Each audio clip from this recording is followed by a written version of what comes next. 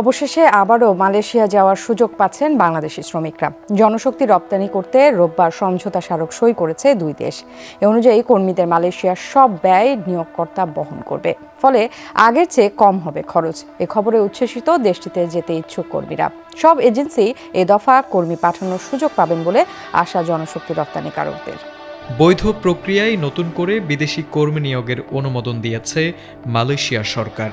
বুধবার দেশটির অভিবাসন বিভাগ এ সংক্রান্ত নতুন নির্দেশনা প্রকাশ করেছে। 7টি প্রধান খাত এবং একটি বিশেষ বিভাগে বিদেশি কর্মী নেওয়ার অনুমোদন দেওয়া হয়েছে। খাতগুলো হল নির্মাণ, পরিষেবা, কৃষি, বৃক্ষরোপণ, উৎপাদন, খনন ও কোয়ারিং, নিরাপত্তা নিয়ন্ত্রণ এবং বিশেষ বিভাগ হিসেবে বিদেশি গৃহকর্মী নিয়োগ। অভিবাসন বিভাগ জানিয়েছে মোট 15টি উৎস দেশ থেকে কর্মী নেওয়ার অনুমতি প্রদান করা হয়েছে। এর মধ্যে বাংলাদেশ, ভারত, ইন্দোনেশিয়া ছাড়াও আরও 12টি দেশ রয়েছে। এই অনুমতিতে বাংলাদেশি শ্রমবাজার আরও সক্রিয় হবে বলে আশা করছেন সংশ্লিষ্টরা।